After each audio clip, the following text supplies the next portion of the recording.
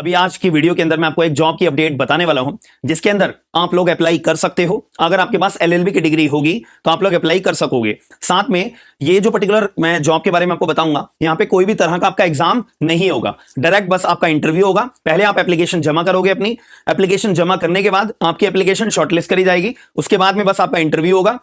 Interview हो जाने के बाद एक सिलेक्शन लिस्ट निकलेगी, आपका नाम उसमें आ गया है, आप सिलेक्टेड हो, काम खत्म। और मैं आपको क्लियर शब्दों में बता देता हूं कि आप लोग अगर बार सिलेक्ट हो जाते हो तो आपकी जो नौकरी की पोस्टिंग होगी वो मुंबई के अंदर होगी। आप लोगों को मुंबई जाना पड़ेगा, मुंबई के अंदर ही बैठ के काम करना पड़ेगा, ये बात को याद रखिएगा। और मैं आपको एक बेसिक ओवरव्यू के तौर पे डिटेल बता दूं तो यहां पे आपको जो है अपना मैक्सिमम उम्र एज लिमिट की मैं बात करूं तो 30 साल बताई हुई है। अगर आप 30 साल से कम उम्र के हो तो आप अप्लाई जरूर करिएगा, जरूर करिएगा। बहुत इंपॉर्टेंट अपॉर्चुनिटी है, पैसे भी बहुत अच्छे खासे आपको मिलेंगे और एक्सपीरियंस बहुत अच्छा खासा मिलेगा।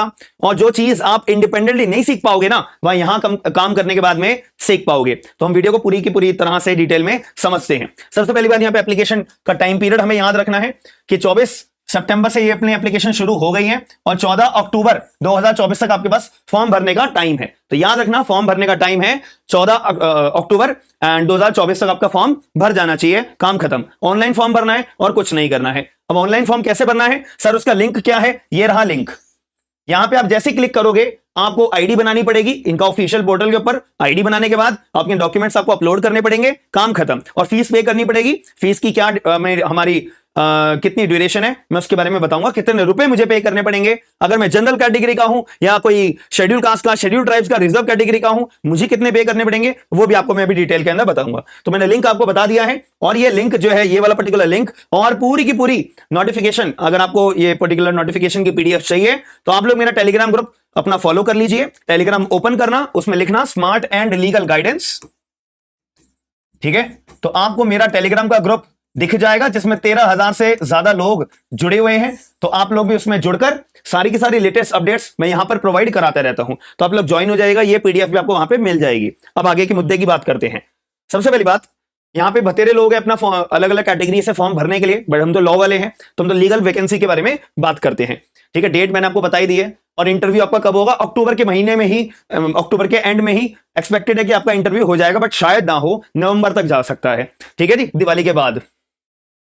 अब यहां पे मुद्दे की बात हम करते हैं। सिलेक्शन प्रोसीजर इन्होंने क्या बोला हुआ है कि भाई हम जो है ना बस यहां पे स्क्रीनिंग टेस्ट करेंगे। पहले तो हम एप्लीकेशन को शॉर्टलिस्ट करेंगे, ठीक है। पहले हम एप्लीकेशन को शॉर्टलिस्ट करेंगे, शॉर्टलिस्ट करने के बाद फिर हम कैंडिडेट को बुलाएंगे, ईमेल करेंगे या फोन करेंगे और फिर इसको पर्सनल इंटरव्यू लेकर सेलेक्ट कर लेंगे कि ये बैंक के अंदर काम करने लायक है या नहीं है। काम खत्म हो जाता है, सिंपल काम है इनका, ये भी बढ़िया है। अब इसके अंदर एक छोटी सी बात आपको समझनी बहुत जरूरी है। मान लेते हैं कि मैं एग्जाम्पल दे रहा हूं, ठीक है। लीगल वैकेंसी में अपने 10 लोगों की पोस्ट है। मैं एग्जांपल दे रहा हूं कि लीगल वैकेंसी के अंदर आपको 10 लोग चुने जाएंगे, तो कितने लोगों को इंटरव्यू पे बुलाया जाएगा? कितने लोगों को इंटरव्यू के लिए बुलाया जाएगा? 1:10 के अंदर। यानी कि 10 लोग हैं तो 1:10 के अंदर 100 लोगों को इंटरव्यू पे बुलाया जाएगा। यह बात को याद रखिएगा। अब इन 100 लोगों में से 10 लोग चुने जाएंगे, यह बात को हमेशा याद रखना। बट मैं सच्ची बात बताऊं तो यहां पे 8 पोस्ट है, तो 8 पोस्ट है तो यानी कितने लोगों को बुलाया जाएगा? 80 लोगों को। तो इसका मतलब क्या है? सारी की सारी गेम कहां पे अटकती है भैया? आपके पर्टिकुलर अपनी एप्लीकेशन सबमिट करने के बेसिस पे कि जो जो डॉक्यूमेंट आपके पास है ना वो सारे डॉक्यूमेंट लगाना, जो जो छोटा छोटा एक्सपीरियंस भी अगर कोई है ना वो सारी चीजें लगाना, ठीक है। और जितने अच्छे मार्क्स आपके आए होंगे 10th में, 12th में, एलएलबी में, ग्रेजुएशन में, वो सारी चीजें आपकी आज के दिन काम आएंगी। आपको नौकरी वो आपके मार्क्स दिला देंगे, याद रखना मेरी बात। तो जिसमें कहीं एग्जाम नहीं है, कुछ नहीं है, आपके डिग्री को देखकर, आपकी मार्कशीट्स को देखकर चेक करा जा रहा है कि बच्चा इंटरव्यू पे बुलाने लायक है या नहीं है, बहुत बड़ी बात है अपने आप में। आपको कुछ नहीं करना, बस अपनी मार्कशीट्स जमा करानी है, उसके बेस में आपको इंटरव्यू आपका कंडक्ट करवा के आपको जॉब दे दी जाएगी, ठीक है। चलिए, अब आपका इंटरव्यू कहां हो सकता है? या तो मुंबई में हो सकता है या तो नई दिल्ली के अंदर ऑफिस है इनका अपना हो सकता है, ठीक है। दोनों में से कोई भी जगह पे बुला लेंगे आपको, बट पोस्टिंग आपकी कहां पे होगी? मुंबई में होगी। मैं आपको उसके बारे में बात बताऊंगा। अब एलिजिबिलिटी क्राइटेरिया अलग अलग है, उसके बारे में बात कर लेता हूं, ठीक है।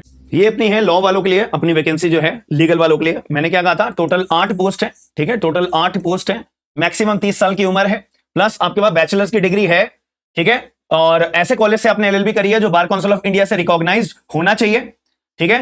एंड आपके मिनिमम 50% एलएलबी में आए होने चाहिए, ठीक है। और अगर आपके पास एलएलएम की डिग्री है, पोस्ट ग्रेजुएशन की डिग्री है, तो आपके लिए और फायदेमंद होगी, ये यहां पे इन्होंने बोला हुआ है। प्लस अगर आपने कहीं पे अपना पब्लिक सेक्टर बैंक के अंदर कोई काम करा है और बढ़िया रहेगा, ऑल इंडिया फाइनेंशियल इंस्टीट्यूशन में काम करा है और बढ़िया रहेगा, या कोई प्राइवेट बैंक के अंदर या फॉरेन बैंक के अंदर काम करा है और बढ़िया रहेगा, ठीक है। या अगर आपने कोई सरकारी सेंट्रल या स्टेट गवर्नमेंट के कोई भी सेक्टर के अंदर काम करा है, ठीक है, या कोई लॉ फॉर्म में काम करा है, या आप प्रैक्टिस कर रहे हो एज एन एडवोकेट काम कर रहे हो, ठीक है, एज एन एडवोकेट आपने इंडिपेंडेंटली अगर प्रैक्टिस करी है और बढ़िया रहेगा, किसी एडवोकेट के साथ एंगेज होकर आपने कोई ना कोई थोड़ा बहुत काम करा है और बढ़िया रहेगा, ठीक है। तो एटलीस्ट आपने 2 सालों तक कहीं ना कहीं काम किया होना चाहिए। और जैसे कि फॉर एग्जांपल मैंने कहीं काम नहीं करा, मैंने एक सीनियर एडवोकेट के पास अपना काम कर रहा हूं, तो 2 साल तक मेरे को काम करते हुए हो गए हैं, तो मैं क्या करूंगा, अपने सीनियर के पास जाऊंगा, सीनियर साहब आप जो है अपने लेटर हेड के अंदर मेरा एक एक्सपीरियंस लेटर 2 साल तक का बनाकर मुझे दे दीजिए, अपना साइन करके और अपना थप्पा लगा के, और उनका लेटर हेड होना चाहिए। वो आपका अकाउंट वो आपको अपना जो ये कागज होगा, ये एक्सपीरियंस लेटर होगा, ये आपको अपने वेबसाइट पे अपलोड करना पड़ेगा जब आप फॉर्म फिल कर रहे होंगे। काम खत्म, यू आर एलिजिबल, ठीक है। तो ये चीज आपको फिल आउट करनी पड़ेगी। और अगर आपको ज्यादा टाइम आ गया है और ज्यादा टाइम हो गया है, प्लस 30 साल से कम उम्र है, तो और एडवांटेज रहेगा आपको सिलेक्ट होने के लिए।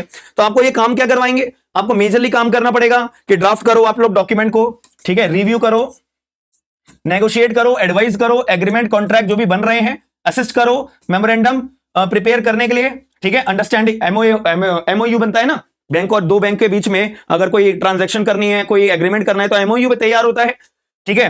एंड फैसिलिटेट करो लीगल अथॉरिटी को लोन डॉक्यूमेंट प्रोसेस के लिए, ठीक है।